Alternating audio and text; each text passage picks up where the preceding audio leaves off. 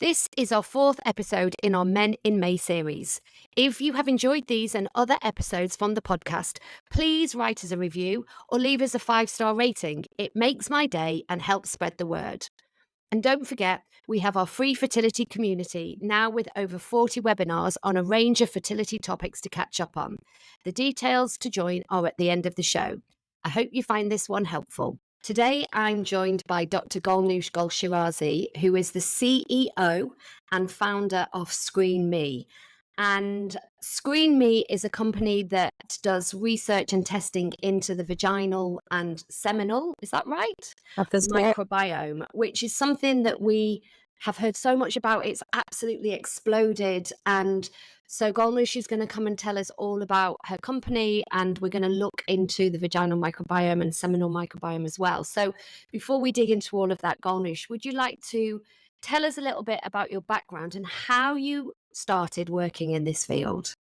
Yes, thank you for having me. I love doing these, and it's always good to speak about your story, but also empower women with knowledge that you may have. So thank you for doing this. About me, so I'm a molecular biologist.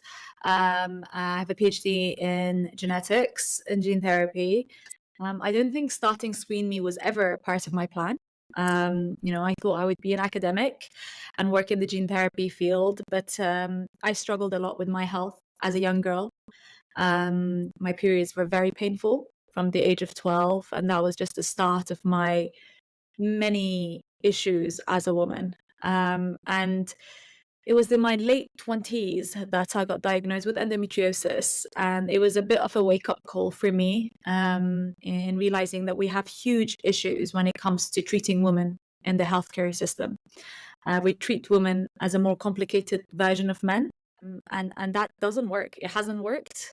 Women's healthcare seems to be stuck hundreds of years back and behind. And so I decided to leave academia and try to make the science that is very advanced more accessible to women and women's health, in order to empower women with the insight that they deserve about their body, as well as the support and education that they need in order to take charge of their body, their health, and the outcomes, whatever it may be, wherever they may be heading. And so that's when, and I didn't do this on my own. I did this with the huge support and the rock that's been in my life, and my co-founder, Dr. Lukasz Czyszewski, who is an absolute genius when it comes to all of these things, and the vaginal and seminal, and he's the scientific officer at ScreenMe as well. And we decided to go and explore what it is that we can contribute and we can bring to women's health in order to improve things. And we very quickly discovered that the vagina was a big black box that everyone was ignoring. The testing was limited, ancient, not accurate. Little insight was provided from the testing that was available into a woman's vaginal health. And the vagina is so important. It's a major organ, and it is the gatekeeper of the reproductive system. So if we're completely ignoring the vagina and not paying any attention, well, we just keep thinking it was, for us, it was baffling. How are we dealing with all these other diseases and at the same time ignoring the gatekeeper, especially when it comes to fertility? And so we decided that, given our genetics backgrounds and molecular biology, that we would like to make use of gold standard testing, which is sequencing, when it comes to the bacterial ecosystems available for the vaginal ecosystem to the general public, and hopefully one day to the clinical field and the medical field and the NHS maybe. And so we started ScreenMe with the idea of providing insight and support when it comes to intimate and reproductive health through screening of the vaginal and seminal ecosystems, and then connecting people to the experts that are capable of giving them the help and support that they need. And we started with the vaginal. We obviously very quickly realized that you cannot treat the vagina in a heterosexual relationship if you don't also treat the semen. It is a cycle that women have been stuck in for hundreds of years, where they've been treated over and over again, and no one thought, well, is it coming from the semen? And if so, then the semen also needs to be treated. And so we started doing the seminal microbiome testing as well. So we're going to get on and talk all about that as well. But before we do, can we start with the vaginal microbiome? And can you give us a sort of description about what it is? Absolutely. Please. So whenever anyone says microbiome, we think the gut, Yes. because that's where all the media and the money has gone. But no one ever talks about the vaginal microbiome. Main reason being that only 50% of the world population has one. But that 50% is huge. The fact that we say only is a problem. So the vaginal microbiome is the ecosystem of microorganisms that live in the vagina. And it's really, really important. So any kind of interface we have with the outside world, any hole per se, or open space, that environment needs to be protected. But it also has an ecosystem growing on it that's not our cells, it's foreign cells. And this can be bacteria, it can be yeast, viruses, parasites. Now, the vagina has, unlike the gut, a healthy vagina has a ecosystem that is not very diverse. We don't want to have a party of microorganisms in the vagina. It actually acts like the door to our reproductive system. And that that ecosystem is like the physical door to our reproductive system. And so it is a very tidy ecosystem dominated in our reproductive years by a special bacterial strain called lactobacilli, which are acid producing, to create an environment that's quite acidic and hostile. And it's there to stop everything that's bad on the outside going into the inside and causing havoc.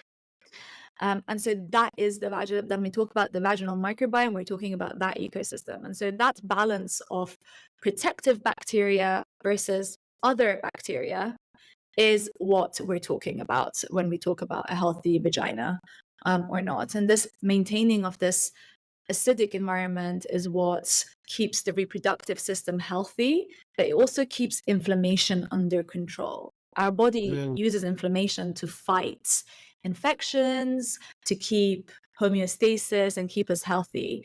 And this very finely tuned ecosystem talks to the immune system of the body and tells the body to increase inflammation or decrease inflammation. And so it's also really important in modulating our immune system. So the vaginal microbiome is actually, in a way, another organ of our immune system, protecting us from everything on the outside, but also protecting us from our own immune system. It's so interesting, isn't it? It's just mind-blowing that this is so and so new. You know, Yes. it's kind of it's like it seems like all the research is changing and more stuff is coming out as kind of this gets much more publicity and understanding. Absolutely. So I mean, I did Moira's course last year, and so, you know, I've sort of dipped my toe in the water, and it's, you know, it blows my mind, because what I see a lot is that people have often had problems in their vaginas for years and years and years. You know, whether they want to conceive or not, let's just put that to one side for a minute. It seems like people, you know, who I've worked with or I know who've had like repeat thrush, UTIs, itch, discomfort, problems for years and years and years, and nothing ever works. Nothing has ever got to the bottom of it. People are stuck in this chronic cycle. So can you sort of explain why that is? Like, why, until kind of this new research and this understanding, why the old way of treating these common problems has not worked? Okay. So what are these, what is BV, what is thrush, what are these issues that we experience? So once this vaginal microbiome, which is in a healthy manner dominated by protective bacteria, once the balance of that is disrupted, and that can happen because of our hormones, because of our lifestyle, because of our sex life, because of the products we use in our hygiene. Once that is unbalanced or is disrupted, we start experiencing symptoms of BV. But what we really mean is dysbiosis, an imbalanced microbiome. And it's usually the growth of other bacteria, of other yeast, and overgrowth of those, which are causing these problems. Now, traditionally, we would rely on testing such as cultures, which we do at the GP. They take a swab and they try to grow a specific bacteria on a plate in the lab. And it doesn't work. That's because not all bacteria can grow on a plate. And also it's very inaccurate. And so a lot of the time women would get negative results, but they still have symptoms and they still struggle. And so it puts doctors into, so you either dismiss the woman for her symptoms or you treat them without knowing what actually is going on. So women are stuck in these rounds of either being treated with antibiotics, which don't work, because even when you do take antibiotics and those bad bacterial growths are kicked to the side, what happens now? The vagina doesn't have that bacteria, but it also doesn't have any good bacteria. And so you're open again to the growth of more bacteria, whatever it may be. And so you're stuck in this cycle of trying to kill bacteria and they grow back. You're not addressing the root problem. And sometimes you don't even know what the problem is because you haven't been tested properly for it. And so this is why we're stuck in these rounds of recurring infections, is a lack of vaginal health, is we don't have a healthy ecosystem that can control those infections. And because we also don't have good medical research into the vaginal health and vaginal ecosystem, we also don't have good treatments or antibiotics that can actually help very well. So we're stuck in this really difficult position. And I think understanding the root cause, first of all, do I have an imbalanced vagina? Is my vaginal microbiome all messed up? And that's why I'm experiencing recurring infections. And if I am, which bacteria is it that's causing my recurring infections specifically? And how can I now tackle that? And I think we have to, at this point, acknowledge that as women, we have to bring together both the medical field of diagnostics and antibiotics together with the holistic field of antibacterials, anti-inflammatories, and also probiotics in order to not just eliminate the bad bacteria and cut the cycle of recurring infections, but then encourage the seeding of good bacteria, encourage the growth of that protective ecosystem to really help us. And so what are the implications of dysbiosis within the vagina for fertility, for example? So this is a really, really interesting question. What does the vagina have to do with fertility? So like we said, the vaginal microbiome is like the gatekeeper to your reproductive system. So if you have dysbiosis or an unhealthy vaginal microbiome, your reproductive system, including your uterus, your fallopian tubes, your ovaries, are now exposed to an invasion of other bacteria. And these bacteria can go up there, and what they do is they create a very inflammatory environment. And this inflammatory environment has been shown to be disruptive to fertility. And this can be at different stages. It can affect your egg quality. If you have a lot of inflammation in the ovaries, it can affect implantation of a conceived embryo, which is what we see most often. And sometimes the pregnancy is not even experienced at that point. And then so those are two early kind of ways. The last one is if you do become pregnant. Now, a very inflammatory environment and the presence of certain bacteria can actually cause early loss or preterm birth. And that's because some of these bacteria produce lactic acids. These lactic enzymes, and these enzymes can actually go into the sac and cause miscarriage. And these are recent researches that are now coming out. So having a hostile environment in the uterus can be down to having an imbalance in the vaginal microbiome, which has left you open for invasion of bad or pathogenic bacteria. Now, interestingly, there's an issue we have in the medical field, which is, for example, if you do a test and you come out with a test, there's some Gardnerella vaginalis is present. and you're told this is a commensal. Now, in my opinion, majority of bacteria are commensals. It is true. It means they don't harm you. Their presence does not mean that you have a problem. However, what we're missing in the clinical world is the understanding that it is not about the absence of presence of specific species, it is about the relative levels of them. Salmonella is fine if it's there in the presence of 98% lactobacillus. It is not fine when it's there at 50%. And this is the thing. Being a woman is not black and white. We know that. You know, we're women who've been through our cycles since the age of 10, 12, 13, 15. We know that things are not black and white. They're not straight cut. We are complicated creatures of hormones. And so we have to pay attention to these things. And when it comes to vaginal microbiome, it is the same. It is not as clear cut as negative and positive. It is more complicated than that. And we need to start treating it as such. And that's really I think that's a lot of the problem, isn't it? And I feel like, you know, we do a lot of work with vaginal microbiomes in our clinic, and it's always that balance of like, what point do you treat? You know, at what point, and how do you treat? Because what we see a lot in clinic is, you know, is because it's no one size fits all. You very much have to decide on the history of that person sitting in front of you, how they present, what their symptoms are, are they struggling to conceive, have they had rounds of IVF?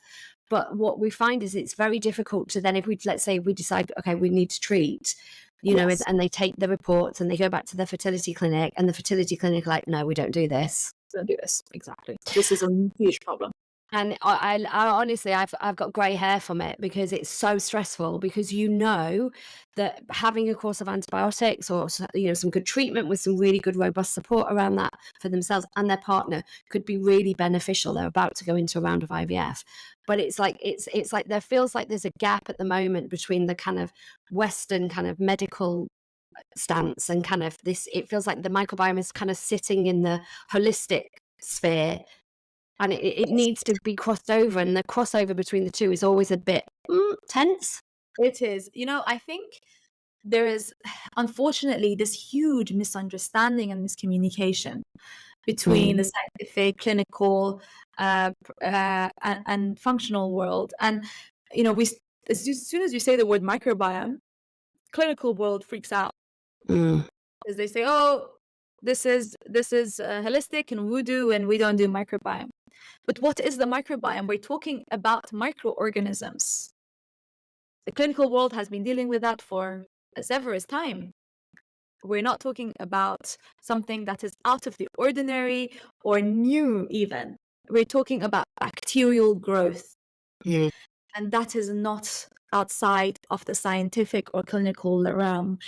Fertility specialists and clinics have been treating patients with antibiotics for as long as time.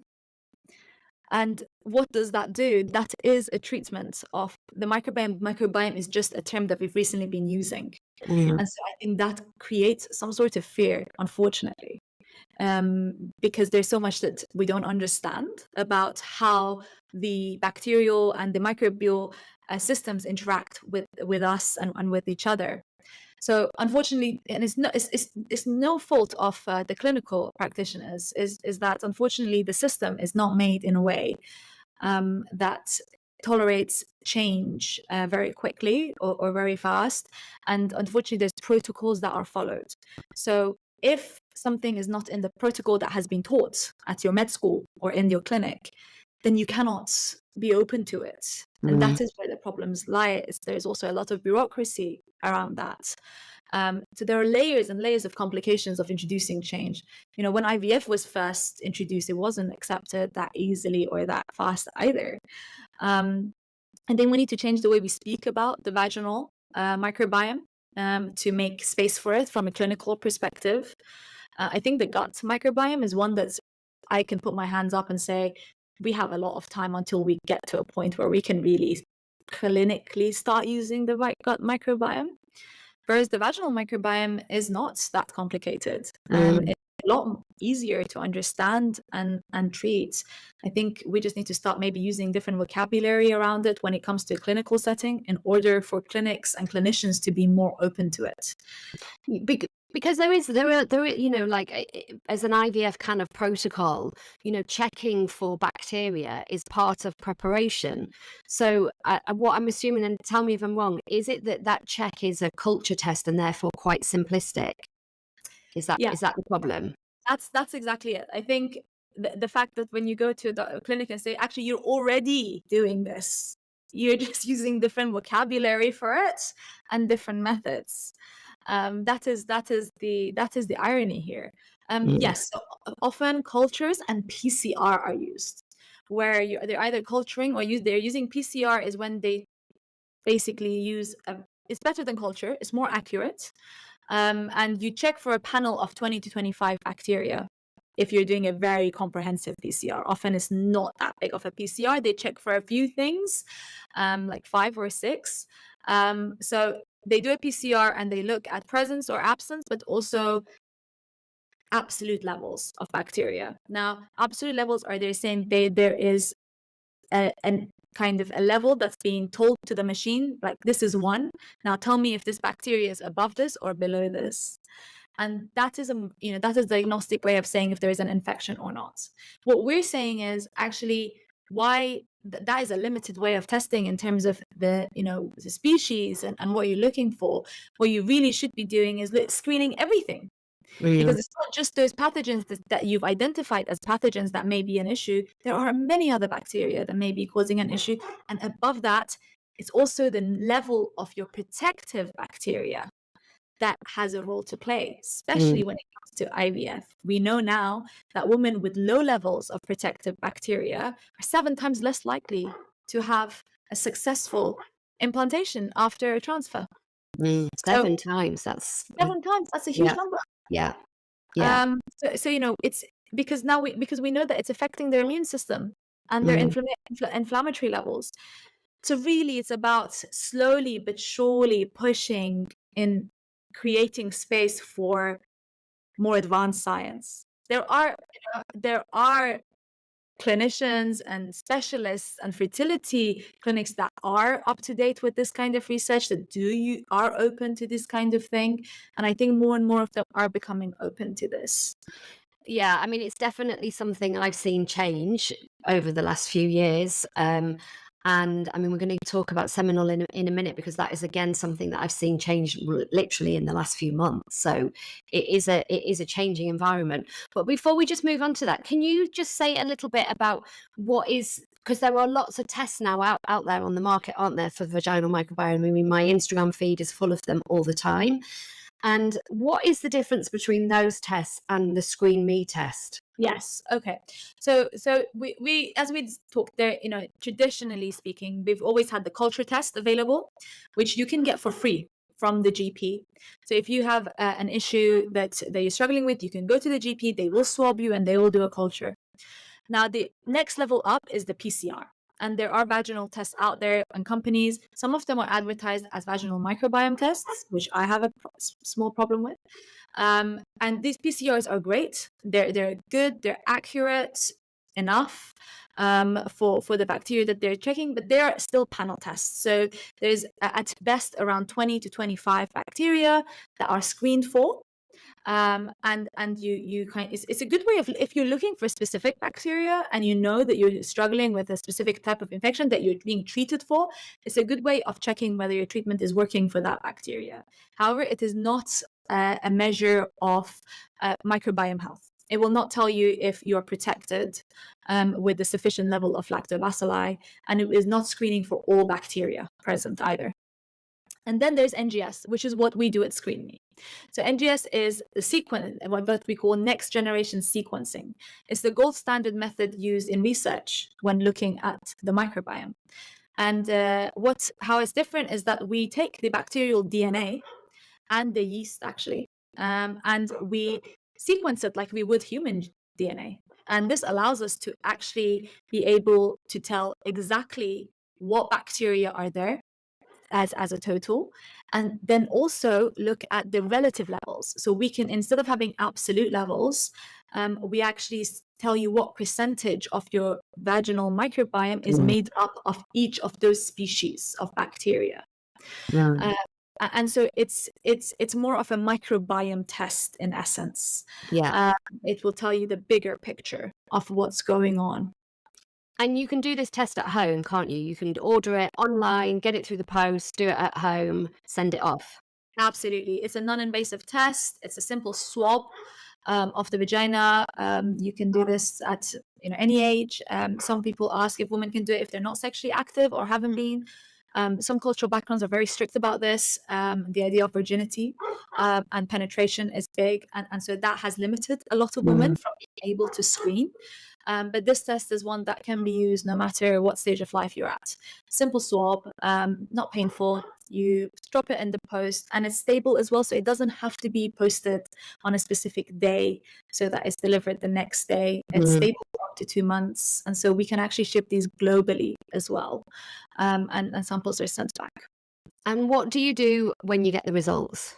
What are the next steps? Because I've seen the reports and, they're quite complicated. Yeah. So the thing about NGS is, although it gives you so much information, the fact is that it does give you so much information. Yeah. There is a data.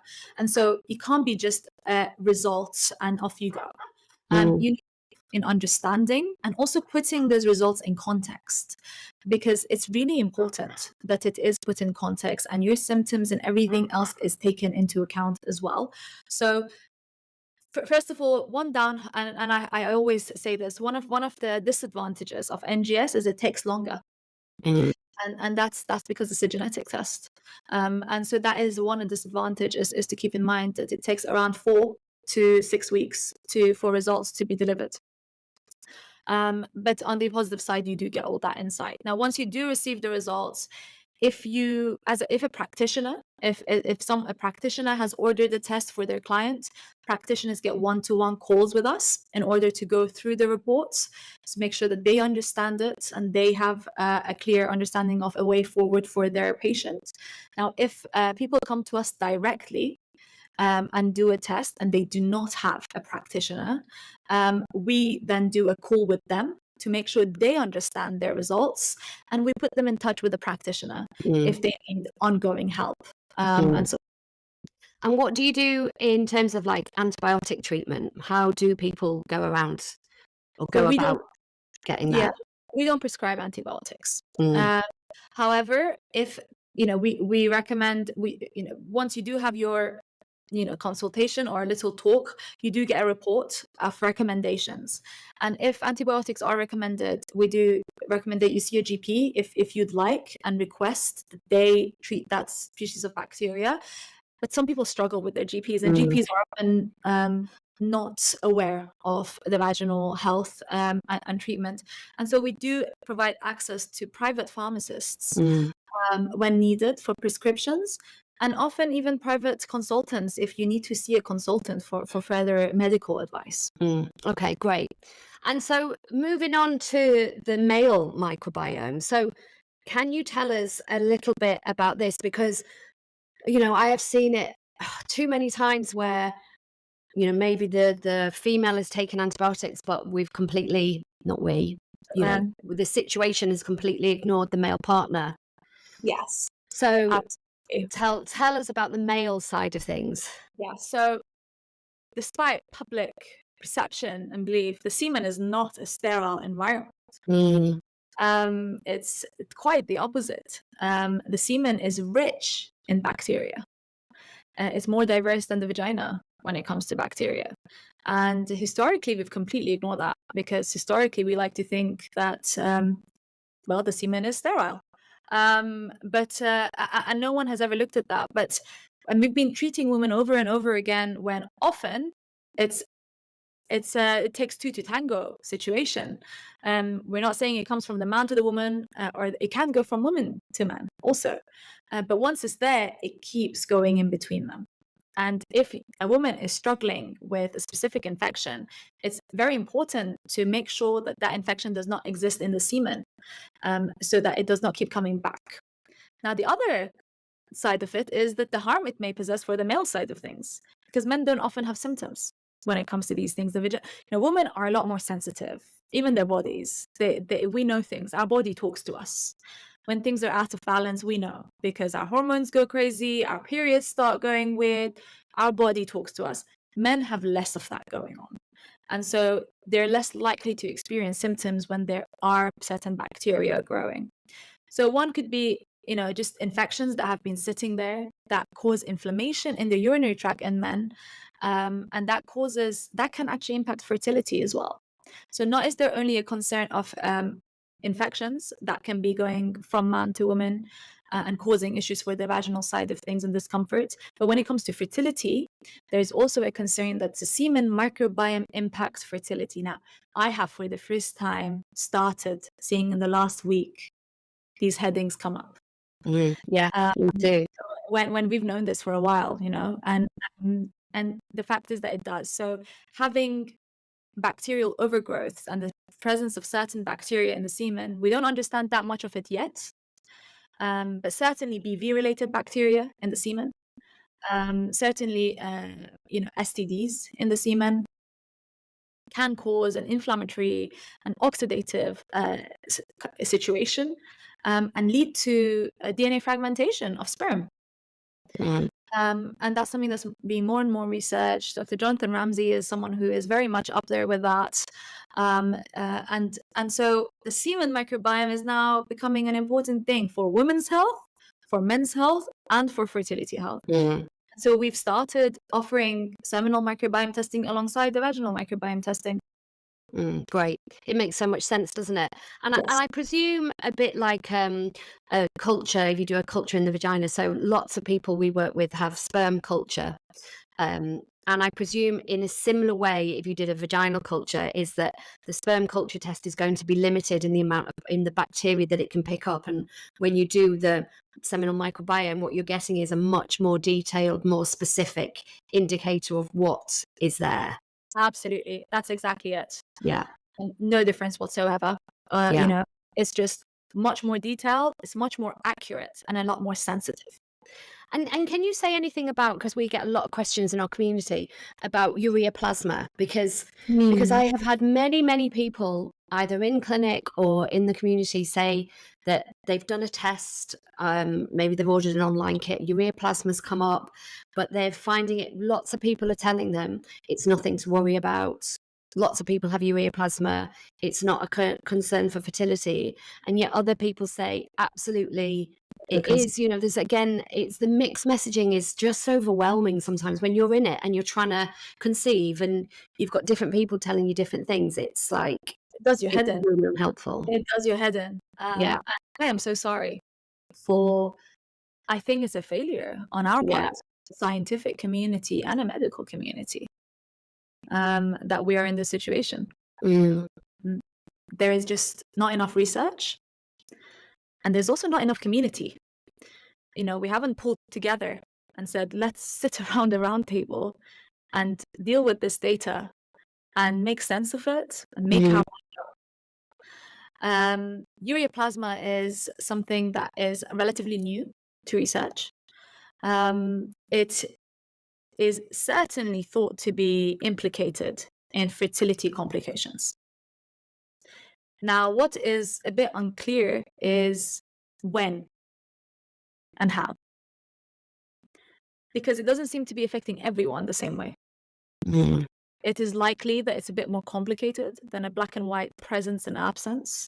It's likely that again, it comes to the microbiome and the ecosystem, how the different bacteria are interacting in order to prevent damage or facilitate it. And I would personally, completely personal opinion of mine, would be, again, rather than focusing on one species and one only, let's look at the ecosystem as a whole. Do we have enough protective bacteria present? Yes. Okay, that's one thing ticked. Is there ureaplasma present? Yes. Is this person experiencing problems with fertility? Yes. Let's treat ureaplasma. Yeah. So it's like a case by case basis is the best you can do at the moment.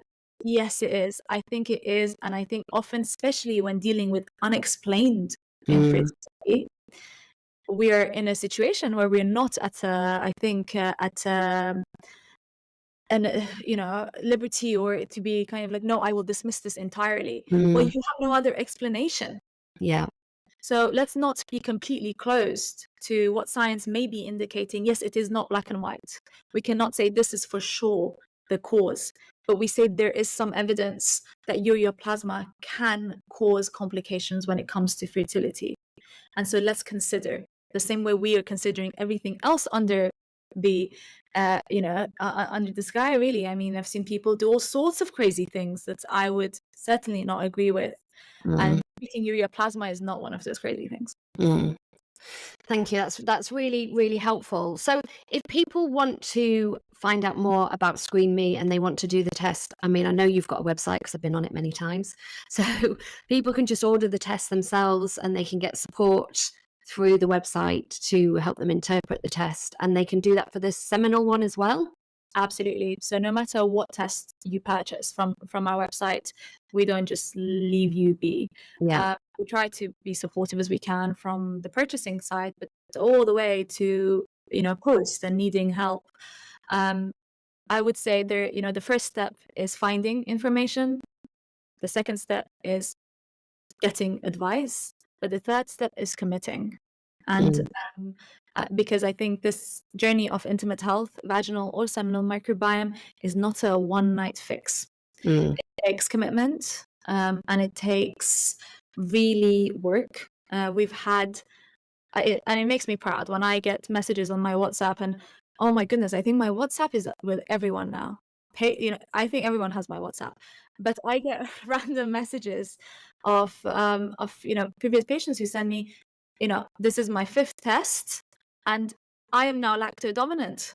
And mm, it makes me so happy, honestly, because these are people who have not given up. They've gotten themselves a practitioner, someone who is committed to them as much as they are to their health, and they've gone at it, and they have mm. been relentless. And it has taken them 6 months, 7 months, 8 months until they've reached where they want to be. And it's not what everyone wants to hear.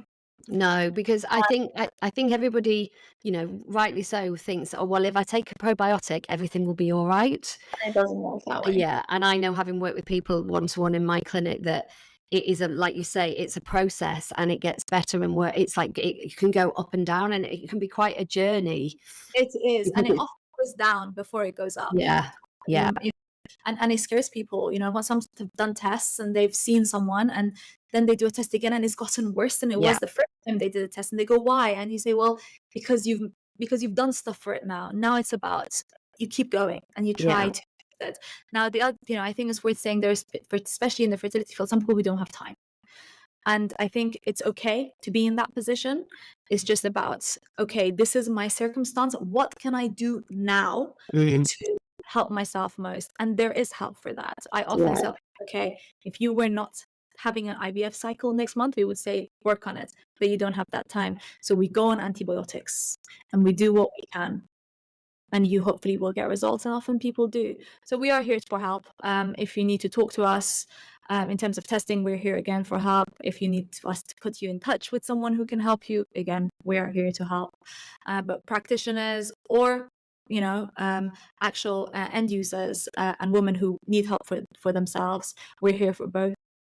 So feel free to get in touch. And if you don't know what type of test you need, or if this works for you, just email us or just message us, and we can definitely help out. that's amazing. Thank you so much. And do you think predictions for 24? Do you think this is going to move more into the mainstream? Do you think can you see like the light of the window opening? Definitely. I Yeah, think it's not a matter of if, it's a matter of when. love it.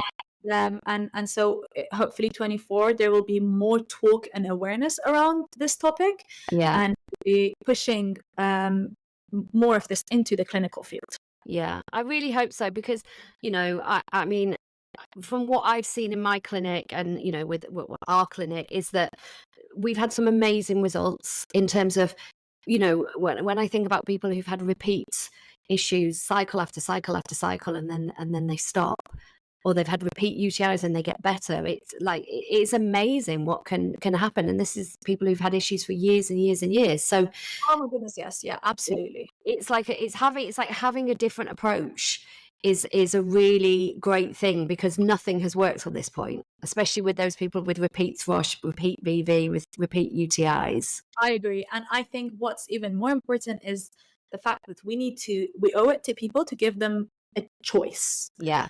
And that is really important. Give people a choice. People should be given the choice to get more information, to get more support, especially if science is involved. You know, push people to explore their options in a scientific way, rather than put people in desperate positions where they start taking desperate measures which are not supported by science. Yeah. Yeah, absolutely. Well, Golnoush, thank you so much for your time. It's amazing. And I really absolutely could talk about this all day, because it's such a fascinating area. So thank you very much. I'll put all your details, everything about ScreenMe, on the show notes, because I know lots and lots of people will be interested in this. And yeah, thanks so much for sharing all your knowledge with us. Thank you very much for having me. I always love chatting to like-minded women, and I learn also. So thank you. All right, everybody, I really hope you've enjoyed this. If you have any questions, do get in contact with us. We do have some webinars in the Facebook group about vaginal microbiome. Obviously, Kirsty, our nutritional therapist, does a lot of work supporting this as well, if you're interested in finding out more. And I've put all the ScreenMe notes in there as well. So we will see you next time. If you've enjoyed listening to this and want to find out more, then come and join my free community in Facebook. We have loads of resources. You can catch up on all our previous webinars and be the first to know about forthcoming events. To sign up, just follow the link in the show notes. And if you'd like to work one-to-one with myself or one of the team, then please see our website, hannahpern.com, where you can book in directly or organise a discovery call to find out how we can support your fertility and your reproductive health.